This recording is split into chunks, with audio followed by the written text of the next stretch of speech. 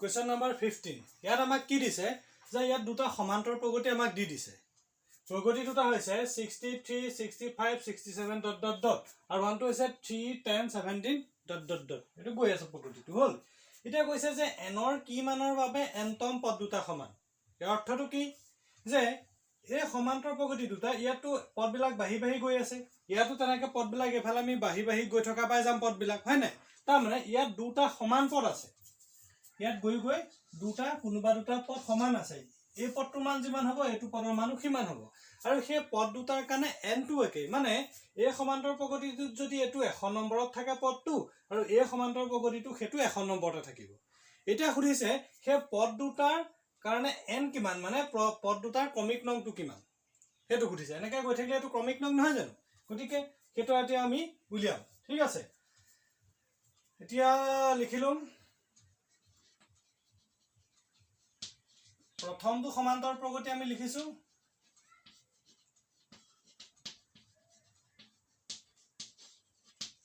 প্ৰথমটো সমান্তৰ প্ৰগতি দিছে 63 65 67 so on হল ইয়াত ইসোৱা ইয়াত কি কৰিম প্ৰথম পদটোক আমি ইয়াত a বুলি ধৰিছো তেতিয়া হলে কিমান হ'ব a = 63 আৰু সাধাৰণ অন্তৰটো d কম d = কিমান 65 minus 63 equal to 2 ঠিক আছে তাৰ পিছতে দ্বিতীয়টো সমান্তৰ প্ৰগতি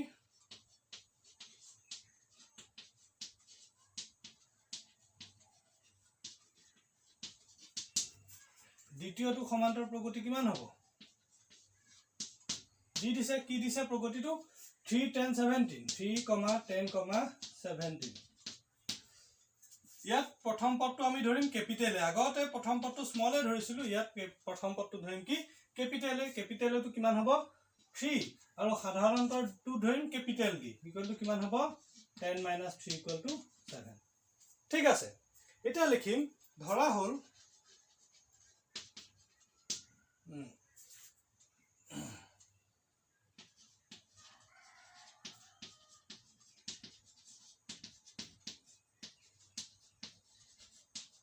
nতম পদ দুটা সমান হল দিছে n ৰ কি মানৰ বাবে nতম পদ দুটা সমান হ'ব ধৰা হলটো নালাগে লিখিব ধৰা হলটো নিলিখিলেও হ'ব এতিয়া যিহেতু লিখিম যিহেতু nতম পদ দুটা সমান মানে সমান্তৰ প্ৰগতিটোৰ nতম পদ দুটা সমান বুলি দিয়ে দিছে তেতিয়া হলে কি হ'ব ইয়াৰ nতম পদটো কি হ'ব n আৰু দ্বিতীয় প্ৰগতিটোৰ nতম পদ কি হ'ব n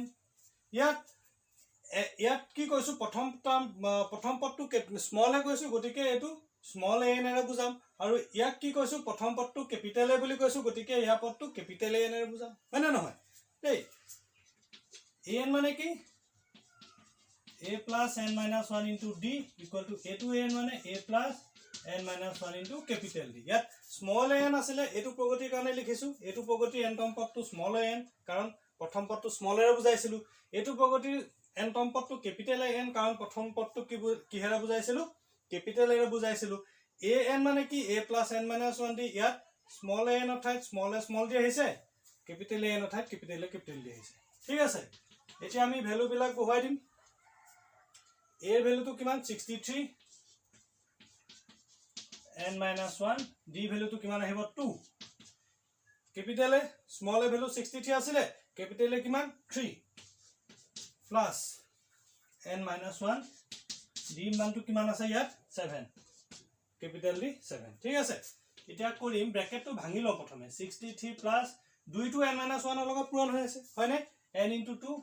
2n - 2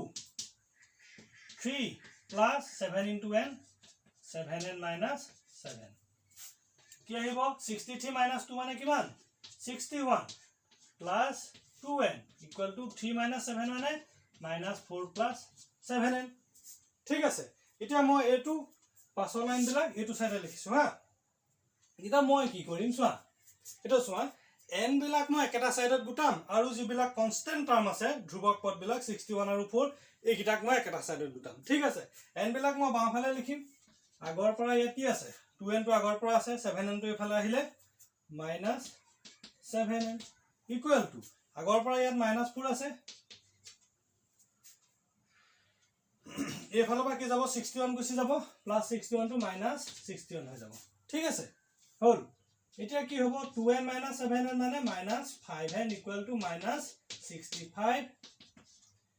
n = কিমান হ'ব এতিয়া ইয়াত মাইনাস মাইনাস আমি কেনসেল কৰি দিব পাৰো n = কিমান থাকিলে 65/5 13 5 ৰে 65 ঘন কৰিলে কিমান 13 বাৰ যাব মানে n ৰ মানটো কিমান পালো 13 পালো ঠিক আছে এতিয়া তোমালোকে লিখি দিবা যে লাষ্টত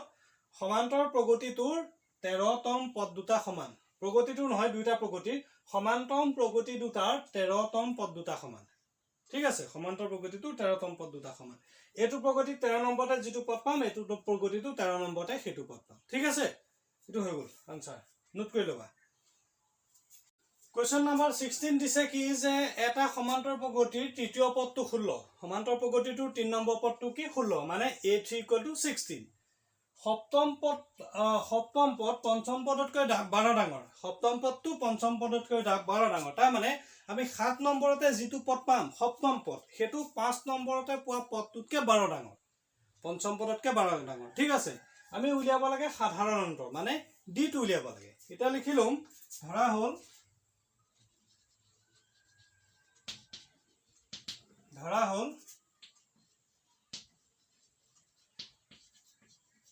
প্ৰথম পদটো আমি লিখিলো a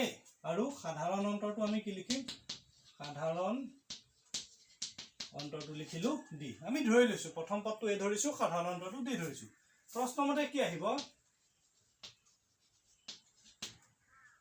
তৃতীয় পদ 16 মানে a3 = 16 a3 মানে a + 2d = 16 এটো এক নম্বৰ সমীকৰণ তে আৰু এটা সমীকৰণ কেনেকৈ বনাম সপ্তম পদটো পঞ্চম পদতকৈ 12 ডাঙৰ সপ্তম পদটো বেছি পঞ্চম পদটো কম কিমান বেছি সপ্তম পদটো 12 বেছি তাৰমানে এটো কেনেকৈ লিখিম a7 - a5 = 12 a7 মানে কি a + 6d minus a5 মানে কিমান a + 4d a5 মানে a + 4d = 12 ঠিক আছে এটা চোৱা a + 6d minus a minus a plus a minus 4d = 12 minus a plus a cancel থাকিলে কি 6d minus 4d = কিমান 2d = 12 6d minus 4d কিমান পালো 2d = এফালে সোঁফালে আছে কিমান 12 12 এতিয়া আমি d মানটো ওলাই যাব d = 12 / 2 কটাকটি কৰি দিলে কিমান 6 থাকিলে লাষ্টত পাই গলুগে d = 6 এতিয়া উলিয়াবলৈ দিছিলে আমাক d উলিয়াবলৈ দিছিলে হয় না সাধাৰণ অন্তৰ কিমান খুদিছিলে ওলাই গল d টো পতককৈ ওলাই গল হা তো লিখি দিব পাৰা সমান্তৰ প্ৰগতিটোৰ সাধাৰণ অন্তৰ 6 তোমালোকে লিখি দিবা যে সমান্তৰ প্ৰগতিটোৰ সাধাৰণ অন্তৰ 6 ঠিক আছে এটো নোট কৰি লোৱা Question number 17 টো চাবা ইয়াত আমাক এটা সমান্তৰ প্ৰগতি দি দিছে সমান্তৰ প্ৰগতিটো কি 3 8 13 up to 253 লৈকে দিছে হল 253 লৈকে আমাক এই সমান্তৰ প্ৰগতিটো দি দিছে ইয়াত প্ৰথম পদটো হৈছে a সাধাৰণ অন্তৰটো কিমান হ'ব 8 - 3 5 ঠিক আছে এতিয়া কৈছে এই সমান্তৰ প্ৰগতিটোৰ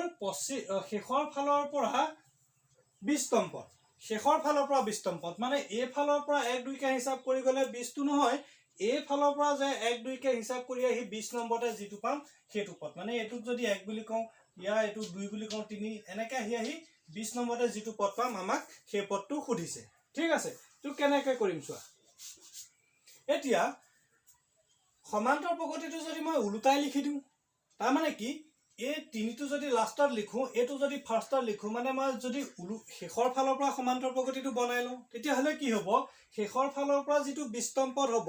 মই লিখা সমান্তৰ প্ৰগতিটোৰ প্ৰথমৰ ফালৰ পৰা হেতু 20তম পদ হ'ব তাৰ মানে এটো কথা এতিয়া আমি লিখিম সমান্তৰ প্ৰগতিটো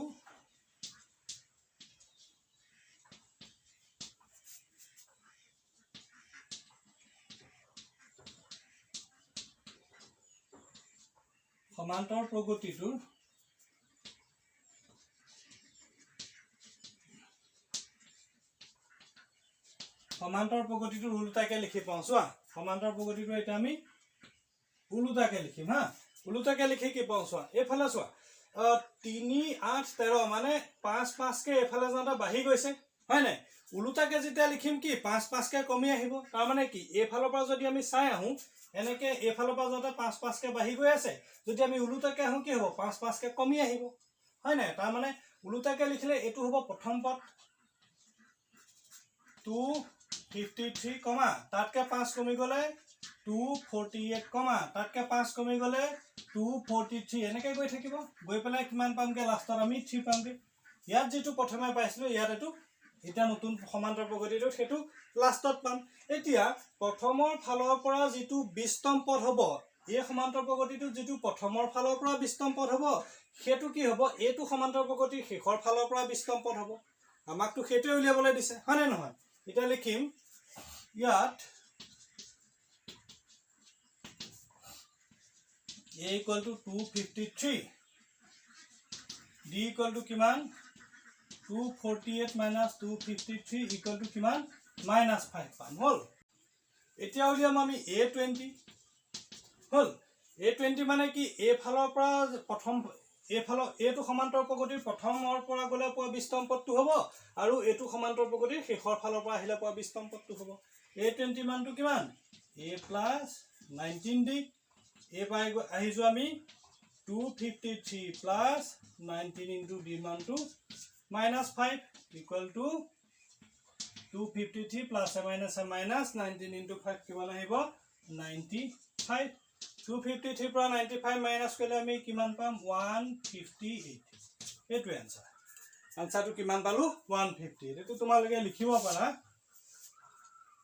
3, 8, 13, 253 সমান্তৰ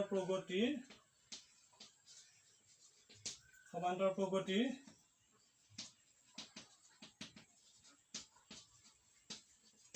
শেষৰ ফালৰ পৰা 20তম পদটো কিমান হ'ব 150 এটো হৈ গ'ল आंसर নোট কৰি লবা क्वेश्चन नंबर 18 তা क्वेश्चन नंबर 18 আমি সলিউশনটো কৰিম প্ৰশ্নটো তোমালোকে কিতাপত চাই লবা क्वेश्चन नंबर 18 আমাক কি কৈছে সমান্তৰ প্ৰগতি এটাৰ চতুৰ্থ আৰু অষ্টম পদ দুটাৰ যোগফল 24 চতুৰ্থ পদটো 4 নম্বৰ পদটো মানে a4 আৰু অষ্টম পদটো মানে কি a8 এই দুটা যোগ কৰি দিলে আমি কি পাও 24 পাও তাৰপা কৈছে ষষ্ঠ আৰু দশম পদ দুটা যোগফল 44 ষষ্ঠ মানে 6 নম্বৰ পদটো দশম মানে 10 নম্বৰ পদটো সেই দুটা যোগ কৰি দিলে আমি পাম 44 সমান্তৰ প্ৰগতিটোৰ প্ৰথম পদ তিনিটা নিৰ্ণয় কৰা প্ৰথম তিনিটা পদ নিৰ্ণয় কৰিব লাগে তাৰ কাৰণে আমি কি উলিয়াব লাগিব a উলিয়াব লাগিব আৰু d উলিয়াব লাগিব তা লিখিম ধৰা হল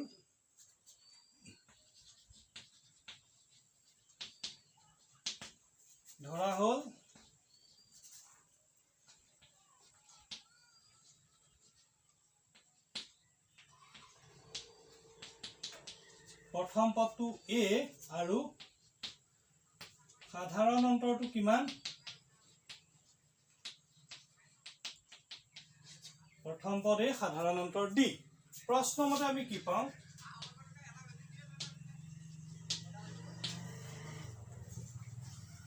চতুৰ্থ আৰু অষ্টম পদ দুটাৰ যোগফল হ'ল 24 চতুৰ্থ পদ মানে a4 প্লাস অষ্টম পদ মানে a8 ইহতৰ যোগফলটো পাও কিমান 24 ঠিক আছে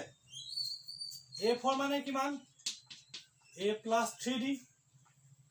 plus a8 মানে কিমান a plus 7d equal to 24 a plus a 2a plus 3d plus 7d কিমান 10d equal to 24 ইয়াৰ আমি 2 এটাটো কমন লব পাৰো নাই a plus 5d থাকিলে equal to 24 a plus 5d equal to কিমান 24 divided by 2 2 to তললৈ লৈ গৈছো a plus 5d equal to কিমান 12 2 বাং 24 কটাকটি গৈ এটো কি থাকিব 12 থাকিব 2 to a plus 5d লগত পূৰণ হৈ আছিল এটো কি ফাল লগছি গলো হৰণ হৈ ঠিক আছে আৰু কি দিছে ষষ্ঠ আৰু দশম পদ দুটাৰ যোগফল 44 ষষ্ঠ পদ আৰু ষষ্ঠ পদ মানে কি a6 আৰু দশম পদ a10 ইহঁতৰ যোগফলটো কিমান 44 হয় নাই a6 মানে কিমান a plus 5d plus a plus 9d equal to 44 ইয়াত এটা কথা চোৱা আগতে মই যেনেকৈ এইবিলাকক ভাঙিছিলো এইবোৰ ব্ৰেকেট দিছিলো দেখিছানে ইয়াত কিন্তু ব্ৰেকেট দিয়া নাই কেলে দিয়া নাই এই মাজত যদি এই চিনটো কেনেবাকে মাইনাস থাকে বা তোমাৰ ইয়াত যদি কেনেবাকে মাইনাস ওলায় তেতিয়া হলে যদি তুমি ব্ৰেকেটটো নিদিয়া তেতিয়া প্লাসে মাইনাসে কোবাত মাইনাস পাতিব লাগে তুমি প্লাস পাতি পাবা বুজি পাইছা নাই হেতু কাৰণে যদি কোবাত মাইনাস আহি যায় এই তুমি যেটো ৰিপ্লেস কৰিবা ইয়াৰ মাজতে মাইনাস আহক বা ইয়াতে মাইনাস আহক কৰবাত যদি মাইনাসটো থাকে তেতিয়া ব্ৰেকেট দি দিললে ভুল নহয় তা প্লাস থাকিলে কি হ'ব প্লাস প্লাস হলে সবটো প্লাসই হ'ব হেতু কাৰণে ব্ৰেকেট নিদিলো হৈ যায় দেই ভুল নহয় বুজি পাইছা নাই ইটো মাইনাস থাকিলে ব্ৰেকেট নিদিয়াকে ললে ভুল হৈ যোৱা চান্স থাকে হেতু কাৰণে মাইনাস যদি কোবাত থাকে ব্ৰেকেটটো দি লবা প্লাস থাকিলে ব্ৰেকেট দি নললো হ'ব হেতু ভুল নহয় মানে a plus a twice a plus 5d plus 9d 14d equal to 44 এটা মই পাছৰটো ইয়াত লিখিছো ইয়াত কি কৰিম মই 2 এটা কমন লম a plus 14 over 2 এটা ললো 7 থাকিলে 7d equal to 49 or 49 নাই 44 হয় নাই এটো 44 ঠিক আছে এতিয়া মই এটো ইফালে লৈ যাম a plus 7d equal to কিমান পাম মই 44 divided by 2 a plus 7d equal to 22 a plus 7d পাই গলো 22 আগৰ মই এটো সমীকৰণ দিলু 1 নম্বৰ সমীকৰণ এটো সমীকৰণ দিলু মই 2 নম্বৰ সমীকৰণ ঠিক আছে পাছৰটো মই কৰিছো এটো মুহাৰি লৈছো তোমালোকে নোট কৰি লবা মই মুহাৰি দিছো এতিয়া সমীকৰণ 1 ৰ পৰা 2 বিয়োগ কৰি দিলো হ'ব নাইবা 2 ৰ পৰা 1 বিয়োগ কৰি দিলো হ'ব আমি এৰ মানটো পাই যাম সমীকৰণ 1 বিয়োগ 2 কৰি দিছো হা d মানটো পাই যাম এৰ মানটো পাই যাম হা 1 ৰ পৰা 2 টো বিয়োগ কৰি দিছো 1 ৰ বাও সাইডৰ পৰা 2 বাও side a plus 5d minus 2 বাও সাইডটো কি আছে a plus 7d ইয়াত চোৱা ইয়াত মই যেটা কৰিছো এই দুটা মাজত মাইনাস চিনটো দিছো কেলে ইয়াত মাইনাস কৰিছো এটো কাৰণে মাইনাস চিনটো দিছো কিন্তু মাইনাস থকা কাৰণে মই ব্ৰেকেট দি লৈছো হা তেতিয়া ভুল হোৱাৰ চান্স নাথাকে মানে ভুলটো কোন হৈ যায় তোমালোকে চাবা খুফালৰ পৰা খুফাল বিয়োগ 12 বিয়োগ 22 ভুল বিলাক কোড কৰে ষ্টুডেন্ট বিলাকে a plus 5d minus a চোৱা প্লাস এ মাইনাস এটো মাইনাস 7d হ'ব লাগে হয় নাই মাইনাস প্লাস এটো মাইনাস 7d হয় কিন্তু ব্ৰেকেটটো যদি তুমি নিদিয়া এটো কি হৈ যাব তুমি প্লাস 7d লিখি পাবা হয় না নহয় এটো কাৰণে হেতু হত তোমালোকৰ ভুল হৈ যায় হেতু কাৰণে যদি কোন মাইনাস আহে ব্ৰেকেটটো দি লব লাগে দেই minus 20 নহয় 10 minus 10 cancel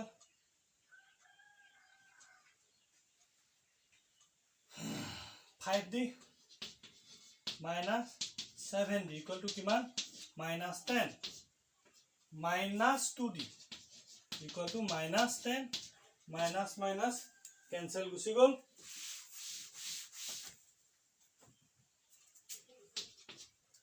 d to kiman thakile 10 divided by 2 equal to 5 ঠিক আছে d to থাকিলে 10 by 2 equal to 5 এতিয়া চাবা মই d ৰ মানটো পাই গলো এটা সমীকৰণ একত মই d ৰ মানটো বহাই দিম a ৰ মানটো ওলাই যাব একত বা 2 ত কোবাত বহালেই হল সমীকৰণ একত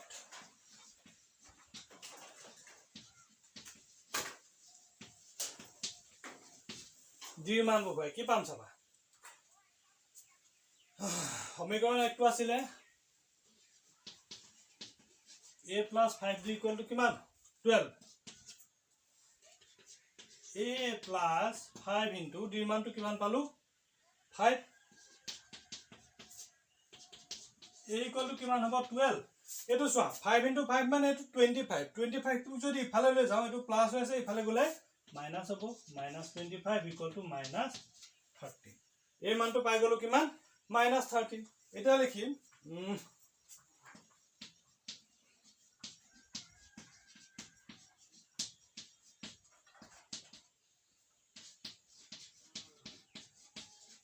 সমান্তৰ প্ৰগতিটোৰ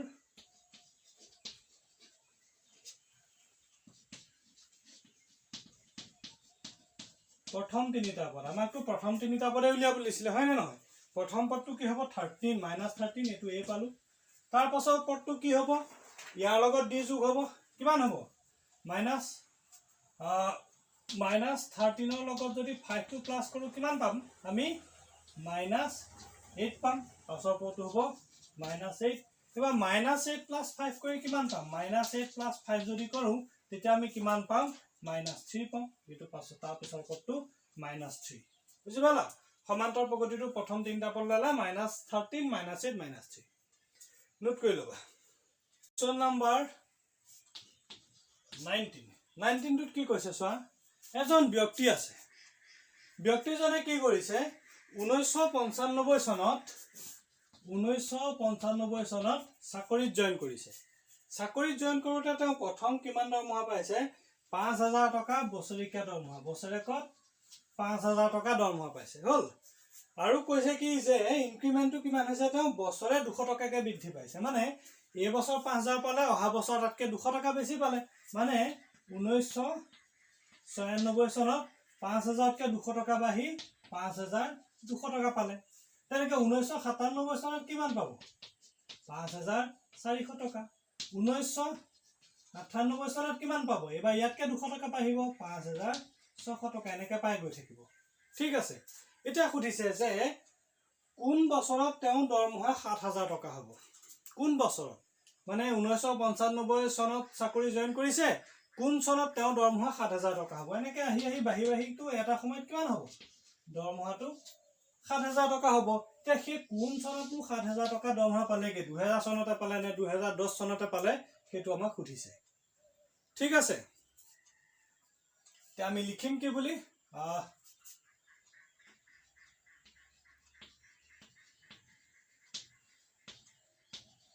মানুহজনৰ দৰমহাৰ ক্ৰমটো হ'ল ক্ৰম মানে ক্ৰম কিমান ক্ৰমটো কি মানে কেনেকৈ পাইছে হা ক্ৰমটো হ'ল কেনেকৈ হ'ব প্ৰথমে 5000 টকা তাৰ পিছত 5200 টকা 5200 টকা তাৰপা 5400 টকা গৈ গৈ গৈ কিমান হৈছেগে 7000 টকা হয় না নহয় এতিয়া চালু এটো সমান্তৰ প্ৰগতিত আছে নেকি চাও সমান্তৰ প্ৰগতিত আছে কাৰণ কি সবতে 200 200 200 200 কে বাঢ়ি গৈ আছে গতিকে সমান্তৰ প্ৰগতিত আছে এটা লিখিম ই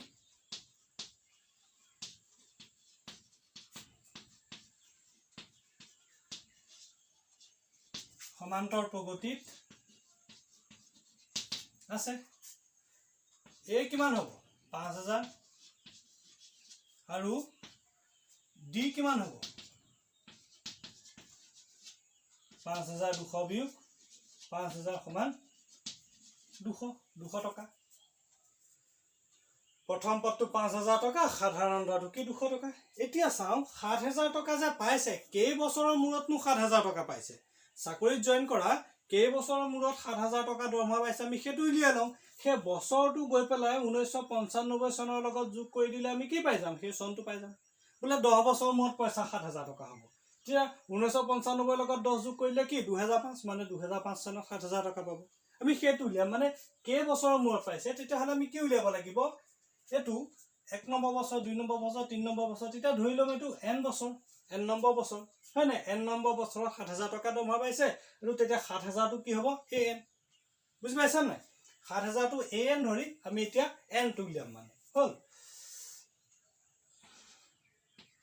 an equal to 7000 an মানে কি a plus n minus 1 into d 7000 a plus n তো আমি নাজানো n minus 1 ৰাখিলো d 7000 n to d টো মান ৰবা ইয়াত ভ্যালু কেটা পুট কৰি দিও আকৌ ভ্যালুটো জানো নহয় এটো কাৰণে ভ্যালুটো পুট কৰি দিও এ মানটো কিমান পালো 5000 প্লাস n - 1 টো এনেকে ৰাখিলো d মানটো কিমান পালো 200 ইকুয়াল টু 7000 হল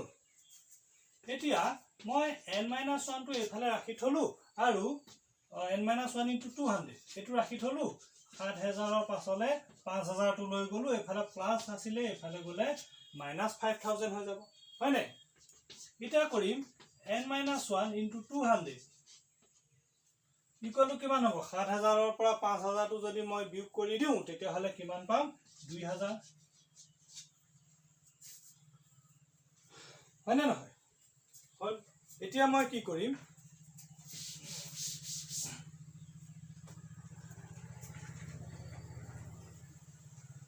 n - 1 উলিয়াম n - 1 কি কৰিম 200 টো এফালে হৰণ হৈ আছিল ইফালে 200 টো এফালে পূৰণ হৈ আছিল হৰণ হয় নাই পূৰণ হৈ আছিল ইফালে গলে কি হ'ব হৰণ হ'ব ঠিক আছে এতিয়া কথা কটি যাব 0.00002 10 গুণ 20 এটা n টো কিমান ওলাব 10 টো আগৰ পৰা আছে -1 টো ইফালে গৈ +1 হৈ যাব 11 n টো ওলাই গল কিমান 11 মানে তেও চাকৰি জয়েন কৰা 11 বছৰৰ পাছত দৰমহা কিমান হ'বগে 7000 টকা হ'ব এটা সনটো কেনেকৈ উলিয়াম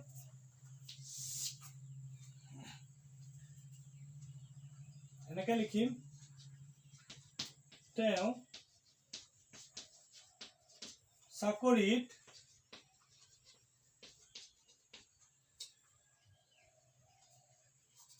যোগদান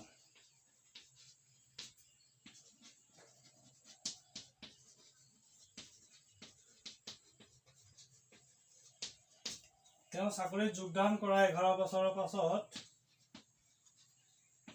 দৰমহা কিমান হ'ব 7000 টকা হ'ব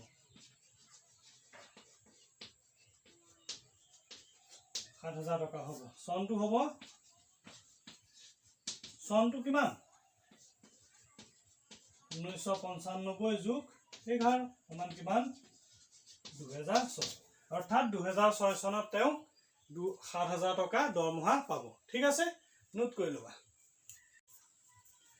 কোৱেশ্চন নম্বৰ 20 কোৱেশ্চন নম্বৰ 20 কি কৈছে যে ৰামচৰণ নামৰ এজন ব্যক্তি আছে তেখেতে ধন সঞ্চয় কৰিছে সপ্তাহে সপ্তাহে ধন সঞ্চয় কৰি গৈ আছে প্ৰথম সপ্তাহত সঞ্চয় কৰিলে পইচা 5 টকা দ্বিতীয় সপ্তাহত কি কৰিব সেই 5 টকাৰ লগতে আৰু 1 টকা 75 পইচা যোগ দিব তাৰ মানে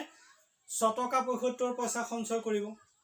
তৃতীয় সপ্তাহত কিমান সঞ্চয় কৰিব 6 টকা 75 পইচা লগত আৰু 1.75 টকা যোগ দি যিমান পইচা হ'ব কিমান পইচা সঞ্চয় কৰিব মানে সপ্তাহে সপ্তাহে 1.75 টকা তেও বঢ়াই গৈ আছে এতিয়া আমি উলিয়াব লাগে যে কোনটো তেও n সপ্তাহত সঞ্চয়ৰ পৰিমাণ হৈ গল 20.75 টকা তেতিয়া হলে n ৰ মান নিৰ্ণয় কৰিব লাগে n সপ্তাহত 20.75 টকা হৈছে সঞ্চয়টো তেতিয়া হলে আমি সেই n ৰ মান নিৰ্ণয় কৰিব লাগে মানে কে সপ্তাহত 20.75 টকা হৈছে তেওঁৰ সঞ্চয় হা এটা কৰিম চা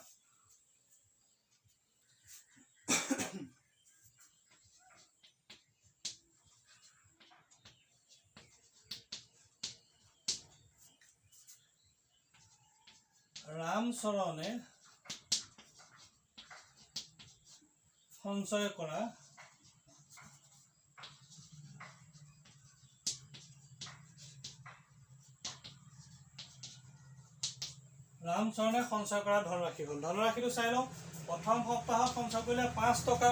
হল দ্বিতীয় সপ্তাহত কিমান কৰিব সেই 5.00 টকাৰ লগত 1.75 টা যোগ দিব তাৰ মানে 5.7.6 6.75 টকা হয় না নহয় কমা তৃতীয় সপ্তাহত কিমান সঞ্চয় কৰিব সেই 6.75 ৰ লগত আকৌ 6.75 ৰ লগত আকৌ 1.75 এটা যোগ দিব তাৰ মানে কিমান হ'ব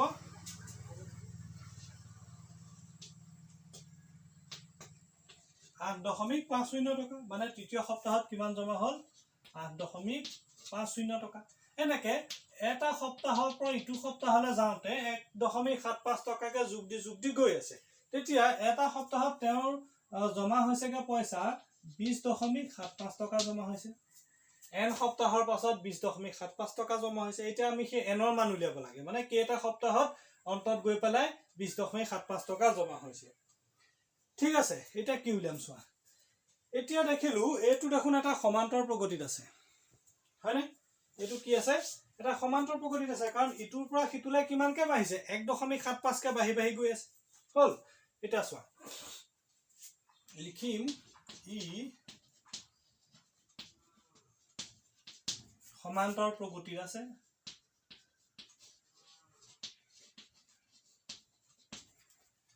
এটো কিমান 5 d টো কিমান 6.75 minus 5 equal to 1.75 হয় নহয় এটা চোৱা এটুক যদি an বুলি ধৰো আৰু এটুক an বুলি ধৰি আমি যদি n টো উলিয়াই দিও তেতিয়া হলে আমি সেই কেটা সপ্তাহৰ মূৰত বা সেই n ৰ মানটো আমি পাই না যাম জানো হল এতিয়া ধৰিম কি an equal to কিমান 20.75 an ৰ সলনি আমি কি লিখিম a plus n minus 1 into d equal to 20.75 এতিয়া a মানটো আমি বহাই দিম 5 n minus 1 d মানটো বহাই দিম 1.75 equal to 20.75 hall n minus 1 1.75 তো এটো ৰাখিছো 5 টো ইফালে লৈ যাম first 20.75 minus 5 n minus 1 into 1.75 equal to etu big করিলে আমি কিমান পাম 15.75 ঠিক আছে তো নেক্সট কি কৰিম চোৱা 1.75 টো ইফালে লৈ যাম ইফালে ৰাখিম আমি n minus 1 টো ইফালে ৰাখি ললো আৰু 1.75 টো খুফালে লৈ যাম ইফালে পূৰণ হৈ আছে ইফালে কি হ'ব হৰণ হ'ব